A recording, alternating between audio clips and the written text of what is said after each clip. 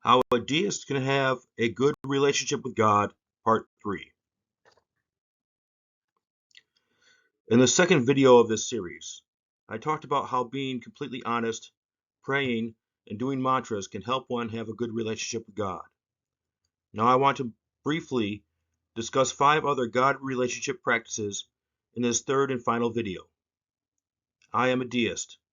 I care about having a good relationship with God, and I believe that God cares about having a good relationship with us. The first God relationship practice is reading enlightening writings. Reading is to the brain what exercise is to the body. Because reading makes the brain stronger with new ideas and by causing it to think. We can read people's ideas about God, reality, and good. Learning these ideas is likely to refine our understanding of God. Oh, some people believe this about God. That seems good and likely to me. I guess I believe it. Or, some people believe that about God. That's silly. I should be careful about what I accept as true about God, so that I don't believe something that is likely to be false.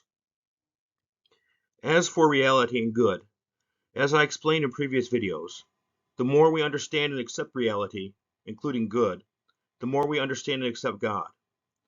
Refining our understanding of reality, including our idea of good, improves our understanding of God. The more we improve our idea of God, the better we can relate to God. Like anyone else, there is always more for us to learn about God, and there is always opportunity to improve our relationship with God. The more we know someone, including God, the closer we can be to that being, mentally, emotionally, and morally. Not only do I read enlightening writings, but I also write them, or at least I try to write them. I wrote many of my beliefs about reality, including God and good, in a book entitled The Book of Expanded Deism. It is written in short chapters, and most days I reread a chapter to remind myself what I believe. Perhaps you should do the same with one of your writings. Beliefs about theology, morality, and similar topics can easily get complex, even when we are trying to keep them simple but honest. It is helpful to write the best beliefs one can, continuously refine them, and remind oneself of them, especially the most important ones.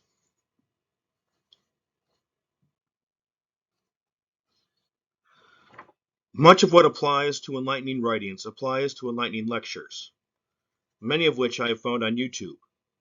These lectures give me new ideas and cause me to think, which helps me understand reality better. Often it is more pleasant to lie in bed and listen to a lecture than it is to read a book. If you want to understand the history of the Earth from the Big Bang until the end of World War II, I recommend reading Asimov's Chronology of the World. If you want to know most of the Earth's history since the end of World War II, I recommend Power and Politics in Today's World, a lecture series on YouTube. Cosmos, with Carl Sagan and Neil deGrasse Tyson, is also very edifying and focuses more on science than history.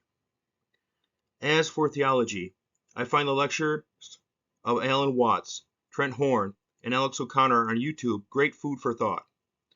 Alan Watts might not have been a deist, Trent Horn is a Roman Catholic, and Alex O'Connor is an atheist, but I learned much helpful theology from them and others like them. The great deist Thomas Paine wrote in his excellent book, The Age of Reason, "It is only in the creation that all our ideas and conceptions of a word of God can unite. The creation speaketh in a universal language, independently of human speech or human language, multiplied and various as they be. It is an ever-existing original, which every man can read.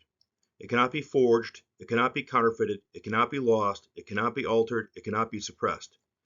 It does not depend upon the will of man whether it shall be published or not. It publishes itself from one end of the earth to the other. It preaches to all nations and to all worlds. And this word of God reveals to man all that is necessary for man to know of God." Do we want to contemplate his power? We see it in the immensity of the creation. Do we want to contemplate his wisdom? We see it in the unchangeable order by which the incomprehensible whole is governed. Do we want to contemplate his beneficence?